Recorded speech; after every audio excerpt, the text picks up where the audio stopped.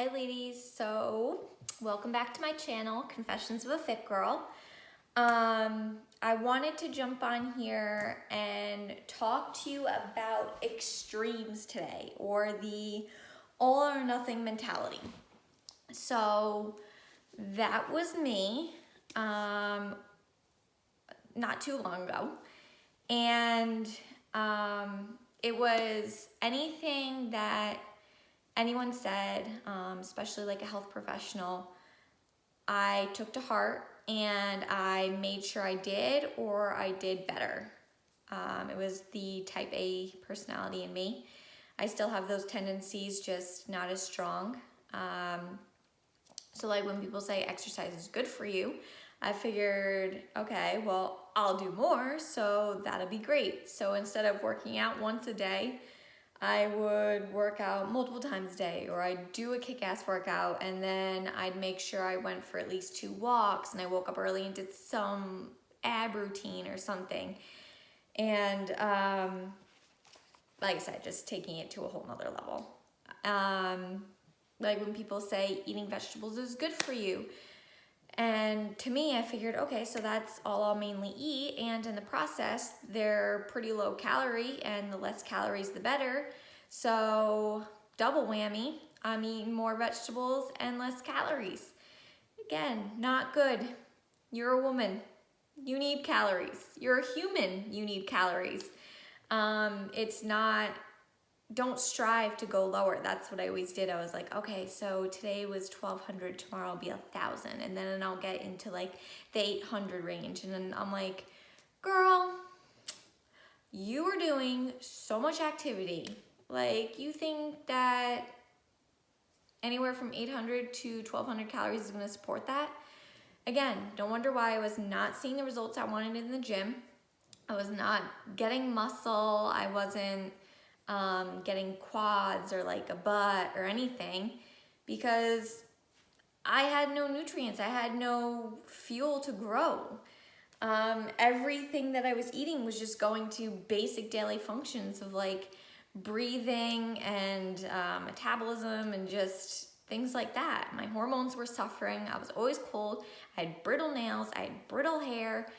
I always was thinking about how much I'm eating, what I'm eating, how many calories did I burn at the gym, how many calories did I burn on a walk, always need to be moving, am I gonna get a workout in today? Even when I would stay at my boyfriend's house, my now husband, I would be like, okay, well, he's gonna work for 3 hours in the morning. I'm gonna force myself to get up at 6 when he would be leaving and go to the gym or go for a run or whatever, so that anything that we eat that day,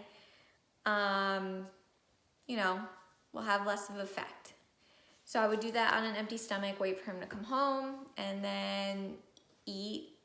Like, I would measure everything. So I would have 1 cup of Rice Krispies.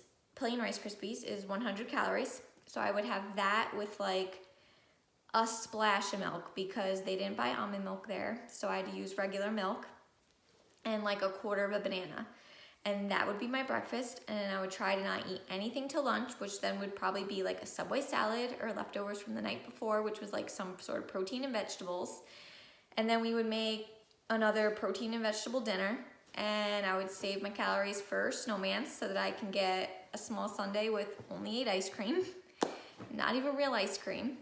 But honestly, it's better on my stomach. But still, yeah, it was always all about like saving calories and like, not breaking the calorie bank and things like that. So like I said, my mind has gotten better with that. I'm able more to redirect those type of thoughts and not have those thoughts as often, especially obviously now that I'm pretty recovered. Like I said, I feel personally that recovery is not 100%. It's kind of like an always working thing. You're in a better place, but like you sometimes go back to the thoughts that you had earlier that maybe weren't so healthy. So currently, one of the things that I've struggled with is like the whole intermittent fasting and like low carb keto lifestyle. I'm pregnant, y'all. I shouldn't be doing that type of shit, especially if I've never really done it before. I understand that lower carb is better, but there are days where I feel like I need more.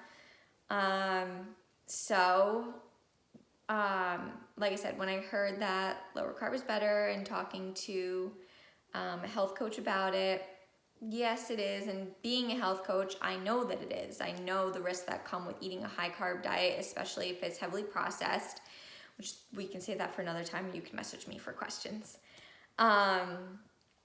So I would think about it all day. So my most favorite breakfast, and has been for like the past 2 years, is an English muffin with avocado and egg on one half and cream cheese and raspberry jelly on the other half. And so then with the whole low carb thing, I'm like, okay, so if I have this English muffin, that means that like the rest of the day, if I have any carb cravings, like I shouldn't have them. But then I would have maybe a sweet potato at dinner, or I would crave like some protein cereal, or a piece of banana bread or zucchini bread for dessert, or another English muffin, like my pumpkin spice ones with almond butter for dessert, and be like, oh, not good, too many carbs, very bad. And the thing is I try to then, pull my mind out of the gutter and be like, A, you're pregnant, eat what you want, within reason, always healthy. I try to be healthy. Again, there's those cravings that you're gonna have that aren't the healthiest, like my cider donut cravings here and there. And that's okay. That's totally okay. I always tell people, especially my clients, it's the 80-20 rule. 80% of the time, you're eating clean. The other 20% is your wiggle room, your playroom, your room for your cravings. So, like I said, I've been trying to get away from those thoughts, especially since I have another life to consider. There's no, trying to eat less calories or this, that. Personally, I don't count calories anymore. I feel like that puts me into a downward spiral. So I just intuitively eat. I know everyone's like, well, that's a foo-foo description, but it's great. It's eating when you're hungry, stopping when you're full, eating what you want, as much as you want of something, and then like being okay with it, coming to terms with it, being at peace with it, and moving on with your life. Not harping on it, not having it like sit in your mind all day and be like, all right, well, like I had one English muffin for breakfast and then I had one for dessert, so that's a lot of carbs, and then plus my toppings on it, so that means I gotta run or go to the gym or walk it off or whatever. Like, no. So I've definitely, like I said, in a lot better place where I can do those things, eat those things, and then still like watch a show on the couch and not feel like I have to move or stuff like that. But like I said, recently, since I want to do what's best. I want to do what's best for me, what's best for my baby. And so I'm like, okay, well, low carb's good for the both of us, so maybe I should work on that. And it sticks in my head. And the most recent day was when we were going for baby B's anatomy scan, and I wanted an egg and cheese for breakfast so bad, like really bad. So I did. I made it at home and I had it. And then they served us lunch. Oh no, that wasn't that day. And then we had lunch, and come lunchtime, I had egg whites and vegetables because I was like, well, I shouldn't really eat a wrap. But then I was like, that's ridiculous. Like, why am I not eating what I want? So I did eat that, and I didn't have the wrap. And then later on at dinner time, I think we just had like a normal dinner with like, I think I had acorn squash. That was probably my starch that night from our garden. And then a pumpkin spice English muffin. And so I had one for breakfast, one for dessert. And like I said, those thoughts still creep in. They creep in sometimes, but you just have to let them go, redirect them, diffuse them, It gets easier over time. It was not that easy in the beginning. I was so upset. Still in the beginning of my recovery, I would have those nights where I felt like I ate too much, or it was a day where we had our bagel date and then I had an English muffin for dessert or something like that, where I just felt like I ate too much, like I shouldn't have. And I would go and be like, all right, well, I have to do at least 30 minutes on the treadmill. And honestly, I can say that I really don't do that anymore, which is great. So yeah, it's a struggle. It is. It's such a struggle.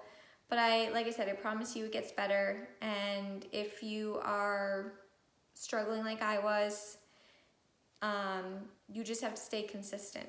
And even on the days that it seems super tough, you just still have to feed your body, nourish your body, allow it to trust you again, and then eventually it'll work again. So if you were like me and you were missing your period, like I said, I was for 9 years. Hot damn. You need to stay consistent. And that's hard. It's really hard, especially when you don't want to. And like I said, it undoes everything you ever learned, especially as a health and fitness professional. So move more, eat less became move less and eat more for me. And that scared the shit out of me because I knew weight gain was going to come. But I needed to gain weight in order to get my period back, in order to have a family. And here I am, pregnant with my little girl. So it's all worth it. Let me know if there's any other specific topics. I have a bunch that I want to talk to you about. I just gotta think about the order that I want to go. But if there's anything specific or any specific questions you have, please always feel free to message me, anything like that. You can go to my Instagram. I share all my stories there too, which is fitness_with_Amber. And like I said, I share my story there, some meals that I eat, what I'm doing now during pregnancy, after recovering from hypothalamic amenorrhea, aka HA. And yeah, I'm here to help you. I really am. It's no fun to go through alone. If you have a support system, that's great. But if you don't, I'm here for you. So I'll talk to you soon. I'll see you in our next video, my next video. And I hope you have a wonderful night.